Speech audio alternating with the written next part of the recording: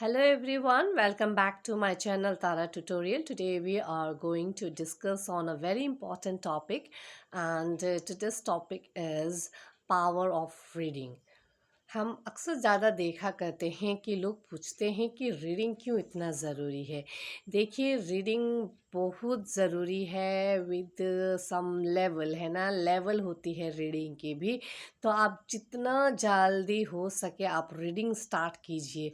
Reading आपको एक self depend बनाती है या आप कह सकते इंडिपेंडेंट बनाती हैं आपको। रीडिंग आपको कॉन्फिडेंस देती हैं। रीडिंग आपको एक एडवांस में रखती हैं। देखिए जैसे बच्चे को रीडिंग आती है ना, वो किसी पे डिपेंड नहीं रहता है कि कोई आए जो बुक में लिखा है वो मुझे सिखाए, वो मुझे पढ़ाए तभी मैं समझूं। ऐसे करके बच्चे एक डिपेंड रहता है। जिसको नहीं आती है और जिसको रीडिंग आती है वो अपने में ही डिपेंड रहता है, सेल्फ डिपेंड रहता है कि हाँ मुझे आती है, मैं रीडिंग कर लेता हूँ। फिर दूसरा है कॉन्फिडेंस। जिस बच्चे को रीडिंग आती है ना उनमें बहुत कॉन्फिडेंस होती हैं क्योंकि वो ज़्यादा सीखते हैं, है ना। मान के चलिए कि एक बच्चे को स्टोरी बुक, है ना, दो बच्चे बैठे हैं उनको हमने स्टोरी बुक्स दिए, तो वो 10 मिनट या 15 मिनट जो उसको एक शॉर्ट स्टोरी पढ़ने में लगी, तो उसमें जिसको रीडिंग आता है वो तो कर लेगा, जिसको रीडिंग नहीं आती है वो ऐसे ही बैठा रह जाएगा। उसको जो टाइम है वो एक वेस्ट हो जाएगा। तो इससे क्या है, बच्चा इसमें सीखता है कॉन्फिडेंस कि हाँ मुझे आ रही है, मैंने इतना चीज़ सीखा, इतने वक्त पे इस कहानी से ये सीखा। तो बहुत कुछ नॉलेज जो हम दूसरे हमें ना सिखाए वो हमने बल्कि अपने से पढ़ा है, पढ़ के हमें ये चीज़ मालूम हुई है, तो ये चीज़ से उनको कॉन्फिडेंस आती है। और दूसरी है एक और होती है एडवांसमेंट। जैसे बच्चा जो पढ़ाए गए सिलेबस है वहाँ तक वो लिमिट रहते हैं। जैसे वैकेशन हो गई, वीकेंड्स हो गई या कोई भी 5-6 दिन का ब्रेक हो गया, तो उसमें बच्चे क्या है सिलेबस भी पढ़ सकते हैं। ये नहीं कि टीचर ने नहीं पढ़ाया है तो हम ऐसे बैठे रहें, है ना। बहुत कुछ बच्चे सीख लेते हैं पहले ही। तो बुक तो जो है आपके सिलेबस साल भर में कंप्लीट करना है, लेकिन बच्चे क्या है एक बार आपको वो हैबिट करा दें कि देखो बच्चा आपको रीडिंग आती है तो आप खुद से रीडिंग कर सकते हो आगे का चैप्टर।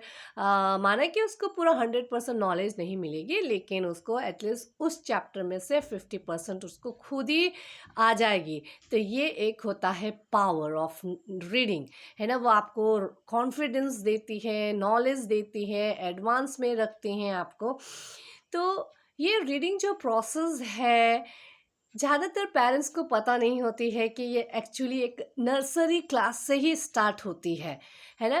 पेरेंट्स में ये चीज़ देखा गया है कि रीडिंग प्रॉब्लम तब उनको दिखती हैं जब उनके बच्चे क्लास 1 में जाते हैं या क्लास 2 में पहुंचते हैं। तब उनको पता चलती है कि उनको उनके बच्चे को रीडिंग प्रॉब्लम है when they are in class 1 और 2। और ये स्टेज बहुत लेट स्टेज होता है, बहुत लेट। इसमें उनको मतलब सिखाना बहुत टाइम लग जाता है और तब तक उनके कॉन्फिडेंस इतने लो हो चुके होते हैं कि उन्हें उस मतलब रीडिंग कराने में भी हमें बहुत प्रॉब्लम होती है, बहुत चैलेंजेस आती हैं। देखिए नर्सरी क्लास से ही स्टार्ट होती हैं, है ना। बेसिक हमारा वही है, जो हम कुछ भी सीखते हैं एक यूनिट, एक फाउंडेशन हमारा नर्सरी से तो होती है। रीडिंग के लिए हमें पहले लेटर चाहिए, तो लेटर हम कहाँ सीखते हैं, नर्सरी क्लास से। तो नर्सरी का जो एक सिलेबस रहता है, पेरेंट्स को सिलेबस के बारे में भी इतना पता नहीं होता है। देखिए स्कूल के हिसाब से सिलेबस अलग अलग होते हैं, लेकिन पेरेंट्स को एक कहते हैं ना मापदंड या एक स्टैंडर्ड एक सिलेबस जो होते हैं उनका आइडिया पक्का होना चाहिए, ठीक है। Nursery class, LKG class, UKG class जो होते हैं उनका आपको पता होना चाहिए।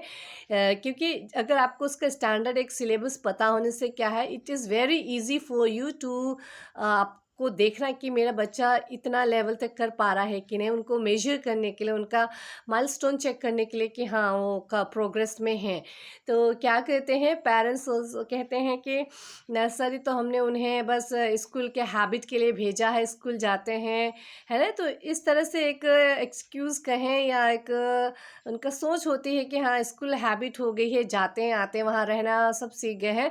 बट उतना तक नहीं, उससे भी आगे बहुत कुछ सीख सकते हैं अगर आप उनको थोड़ा सा गाइड करें या उनके साथ उनके पढ़ाई में इन्वॉल्वमेंट रहें। ठीक है, तो बच्चे सेटलमेंट में माना कि टाइम लगता है, कुछ बच्चे को 1 हफ्ते लगते हैं, कुछ बच्चे को 1 महीना 2 महीना, है ना। It's up to the children.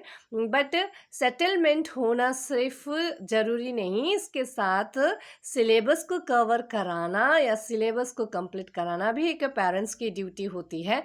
School तो वो जा रहे हैं, सीख रहे हैं, देखिए जैसे आपने स्कूल भेजा है, सिलेबस होता है जो कि उनको कंप्लीट कराना ही है, तभी वो आगे स्टेज में जा पाएंगे, है ना। तो क्या कहते हैं बच्चे 1 साल ऐसे ही स्कूल जाते हैं आते हैं, पेरेंट्स थोड़ा सा इग्नोर कर देते, ठीक है जा रहे हैं सीख रहे हैं, थोड़ा बहुत स्कूल से ही सीख लेगा, बट इतना नहीं है। फिर वही सिलेबस जो होता है नर्सरी का, ज़्यादा नहीं, जैसे कैपिटल लेटर ए से जेड तक, अ से आहा तक, एंड 1 से 20 तक ही एक आप स्टैंडर्ड मान के चलिए। अगर बच्चा इतना कर लेता है तो मतलब आप समझे कि नर्सरी क्लास उसने कंप्लीट कर लिया। अगर बच्चा इतना भी नर्सरी में ना सीखे तो आगे जाके एलकेजी में तो फिर सीखना ही है, क्योंकि आगे आप तब तक प्रोग्रेस नहीं कर सकते जब तक आपने प्री नॉलेज आपके पास ना हो। फिर आपको क्या करना है कि जो अब एलकेजी में गया है बच्चा, तो तब नर्सरी का सिलेबस कराते हैं कि मैम इनको ABCD नहीं आती, 1 to 20 तक नहीं आती, पहले आप वो सिखा दीजिए। देखिए जब एलकेजी में चला जाता है तो फिर अलग सिलेबस रहता है, तब स्मॉल लेटर क से ज्ञ तक, है ना, 1 से 50 तक, और भी बहुत सारे वोकैबुलरी है like flowers, vegetables names, vehicles, ये सब आपको और सिखाने पड़ते हैं। तो क्या है, एक के बाद एक आपका प्लस होते जा रहा है सिलेबस। तो जो क्लास का जो सिलेबस है आप उसी टाइम पे उसी ईयर में कंप्लीट कराने की कोशिश कीजिए। आपका बच्चा नर्सरी में है तो नर्सरी का सिलेबस कंप्लीट कराइए, एलकेजी का है एलकेजी का कंप्लीट कराइए, but parents must know the syllabus. Syllabus एक पता होना चाहिए कि स्टैंडर्ड सिलेबस, है ना। अब एलकेजी का क्या रहता है आजकल, और ऐड हो गए हैं। देखिए लेटर तो उनको पहचानना ही है, साउंड भी पहचानना है। अब क्या है, 2 अक्षर 3 अक्षर 4 अक्षर के भी उनको सिखाने का स्टार्ट हो चुका है। एंड उसी तरह से इंग्लिश में CVC वर्ड, 3 लेटर वर्ड्स पूरा सिखाया जाता है। तो क्या है, इससे आपका यूकेजी में उनको थोड़ा सा उसके बारे में बताया जाए, उनको डिफ़िकल्ट ना हो बोल के एंडिंग में आपको थोड़ा बहुत ये सब दिया जाता है एलकेजी में। एंड जब बच्चे यूकेजी में आता है तब क्या होता है, उनका तो पूरा वो फुल्ली रीडिंग प्रोसेस शुरू हो जाता है। जबकि मोस्टली पेरेंट्स यहाँ पे भी गलती करते हैं। अब मान के चलते हैं बच्चा थोड़ा सा मैच्योर हो गया है, चलो अब तो उनको ABCD आनी चाहिए, स्मॉल कैपिटल आ का ख ग सब, यही गलती करते हैं। ठीक है, देखिए ये यूकेजी जो स्टेज है, जब आपका बच्चा यूकेजी जाने लगे तब आप पूरा अलर्ट रहिए कि नहीं अब हमें रीडिंग पूरा स्टार्ट करना है, हमें साल भर में उन्हें बहुत कुछ रीडिंग कराना है। अब यूकेजी में भी ABCD 1 2 ये सब सिखाते रहेंगे तो रीडिंग प्रोसेस कब स्टार्ट करेंगे, है ना। जबकि अब स्टार्ट हो चुकी है, इस साल उनको पूरा मात्राज, है ना, जैसे आ ई ई ऊ री ए ऐ ओ औ अंग आ, ये सब मात्राज उनको सिखाए जाते हैं। इंग्लिश में CVC वर्ड, है ना, डायग्राफ्स, बॉसी आर, ब्लेंडिंग्स, है ना, तो वो सब सिखाए जाते हैं। बहुत सारे साइड वर्ड्स एंड कुछ ग्रामर पोर्शंस भी इंक्लूड किया जाता है। So at this stage they have number of things to learn to start the reading process. Okay, तो यहीं से उनका रीडिंग प्रोसेस स्टार्ट हो जाता है। तो इस साल अगर आप बच्चे को पूरा क्लियर करके, जैसे ABCD जितने हैं सारे आप सिखा के जब यूकेजी में जाते हैं, तो आपको बस ये फोकस होना चाहिए इस साल हमारे बच्चे रीडिंग सिर्फ सीखेंगे, उससे पहले जो भी कमियां हैं उनको पहले ही आपको क्लियर कर देना है। और जब आपके बच्चे 1 क्लास में जाए then they have very formal classes, तो उसके लिए बच्चे को क्या है, उनके रीडिंग पेशेंस, जो राइटिंग पेशेंस होते हैं वो बहुत कम होते हैं, क्योंकि छोटे बच्चे को क्या है थोड़ा थोड़ा कम लिखाया जाता है। तो आपको राइटिंग पेशेंस ज़्यादा होना चाहिए, फिर उनको एक फोकस होना चाहिए। तो 1 क्लास की तैयारी क्या है, थोड़ा अलग ही रहती है। तब उनको नॉलेज गेन करना होता है। अगर वहाँ पे 1 में जाके वो रीडिंग सीखेंगे तो फिर नॉलेज कब गेन करेंगे, कब लर्न करेंगे, तो ये सब प्रॉब्लम्स होती हैं। तो एक टाइम पे आप हर चीज़ टाइम पे करते जाएंगे तो क्लास 1 में बच्चा इतना स्मूथली परफॉर्म करेगा, है ना। देखिए क्लास 1 को हम क्या मानते हैं कि बच्चा वहाँ जाके एक फॉर्मल एजुकेशन गेन करेगा, एक हर चीज़ को सीखेगा, है ना। क्लास में मैम यही मान के चलते हैं कि सब बच्चे को रीडिंग आती है, क्योंकि अगर हम ऐसे मान के नहीं चले तो हमें उनको नॉलेज देना प्रॉब्लम हो जाती है। तो ये हम एक मान के चलते हैं कि रीडिंग आती है। तो जिस बच्चे को नहीं आते वो आपको स्पेशल ध्यान तो आपको पेरेंट्स को देना ही पड़ता है। तो ये अवेयरनेस जो है रीडिंग की वो पेरेंट्स में बहुत कम है। मैं हर बार यही समझाती हूँ पेरेंट्स को, प्लीज़ आप रीडिंग पे ध्यान दीजिए। और रीडिंग की फाउंडेशन हमेशा नर्सरी से शुरू हो जाती है। आप हमेशा सिलेबस के साथ फोकस रहिए, तभी आपके बच्चे को रीडिंग आएगी। देखिए जब बच्चे को रीडिंग नहीं आती ना तो बच्चा बहुत स्ट्रगल करता है, वो चीज़ पेरेंट्स नहीं पता लगा पाते। एक मैंने देखा है बहुत स्ट्रगल करते जिस बच्चे को रीडिंग प्रॉब्लम है। सबसे पहले उनको रीडिंग सीखना है, फिर उसके मीनिंग को समझना है, लर्न करना है। तो इससे क्या है, बच्चा बहुत डिस्टर्ब हो जाता है, क्योंकि क्लास 1 में कितने सारे सब्जेक्ट्स होते हैं, कितने सारे क्वेश्चन आंसर उनको याद करने पड़ते हैं। तो ऑलरेडी उनके जब रीडिंग अच्छे से हो जाते हैं तो वो बैठे बैठे अपने से भी कर लेते हैं। फिर रीडिंग नहीं आने से क्या है, डिपेंड होते हैं कब पेरेंट्स आएंगे, कब ट्यूटर आएंगे, कब हमें सिखाएंगे, कब हमें आएंगे, इस तरह से। तो रीडिंग का कॉन्फिडेंस आपको बहुत छोटे से डेवलप करना है उनको। तो क्लास 1 में तो कभी ये प्रॉब्लम आनी ही नहीं चाहिए। जिस बच्चे को क्लास 1 में रीडिंग की प्रॉब्लम हो वो सच में आगे जाके और ज़्यादा प्रॉब्लम, उसका बर्डन क्या है और बढ़ती जाती हैं। बट जिस बच्चे को रीडिंग का प्रॉब्लम नहीं है उनका थोड़ा, हाँ चैलेंजेस तो होते हैं, हर क्लास जितनी बढ़ती जाती है उतनी चैलेंजेस होती हैं। बट जो चीज़ उसको बेसिक आ गई, नए चीज़ों में उनको इतना टाइम नहीं लगेगा।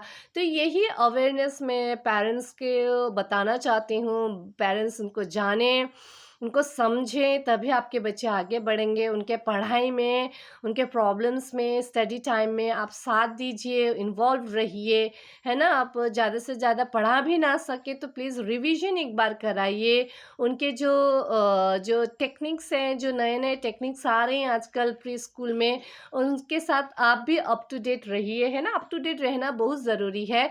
अगर हम बच्चों के साथ-साथ चलना है तो आपको उनके साथ अप टू डेट होना पड़ेगा।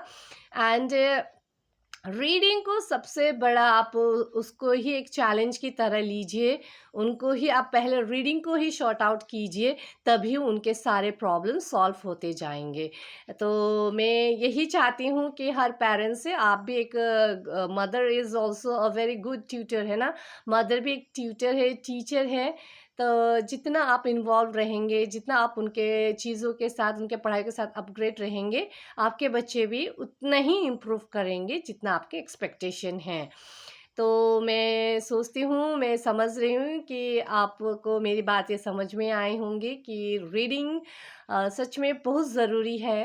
रीडिंग ही है हमें जो नॉलेज देती है, जो हमें कॉन्फिडेंस देती हैं। हमारे बच्चों में जो कमियां हैं, है ना, फोकस नहीं कर पाते हैं, इंटरेस्ट नहीं है पढ़ाई में, क्योंकि ये सब हो रहा है रीडिंग ना कर पाने के कारण।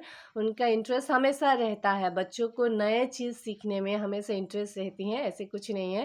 देखिए नॉलेज क्या है, आप हिंदी हो या इंग्लिश हो, इससे कोई मतलब नहीं है। फैक्ट हमेशा फैक्ट ही रहती है ना, मे बी लैंग्वेज में भी डिफरेंट। तो एटलीस्ट आप इंग्लिश भी ना कर पाए तो हिंदी तो इतना परफेक्ट उनको रीडर बनाइए कि कहीं पे भी वो हिंदी में पढ़ सके, है ना। मैं देखती हूँ कि हिंदी में भी ज़्यादा प्रॉब्लम्स आती हैं। जिस लैंग्वेज को हम बोलते हैं उसको रिटन फॉर्म में भी पढ़ना हमें आना चाहिए। उतना थोड़ा सा मेहनत हमें भी करना चाहिए कि ठीक है चलो इंग्लिश थोड़ा टाइम लगेगी, बट हिंदी उसको इतना टाइम नहीं लगना चाहिए, क्योंकि हम वो बोलते हैं, हम समझते हैं, बस रिटन फॉर्म में हम पढ़ नहीं पा रहे। तो ये चीज़ उनको सिखाना है कि आप हिंदी ही पढ़ लो, नॉलेज तो आपको दोनों लैंग्वेज से ही एक ही नॉलेज मिलना है। तो यही चीज़ है, अगर आपको हिंदी आती है तो हिंदी से आप इंग्लिश सीख सकते हैं, इंग्लिश आती है तो इंग्लिश से हिंदी हम सीखते हैं। But we should have a good reader in any language, है ना, कोई भी, हिंदी इंग्लिश या अपने मदर टंग में एक में हमेशा गुड कमांड होना चाहिए रीडिंग में। So this is the benefit of reading. मैं कहती हूँ कि रीडिंग ही पावर है, रीडिंग ही प्रोग्रेस है, रीडिंग ही आपको नॉलेजेबल बनाएंगे। तो मुझे आशा है कि आप सभी को मेरा ये वीडियो पसंद आई होंगी। प्लीज़ आप मेरे चैनल को सब्सक्राइब कर दीजिए and don't forget to press bell icon button. Thank you for watching.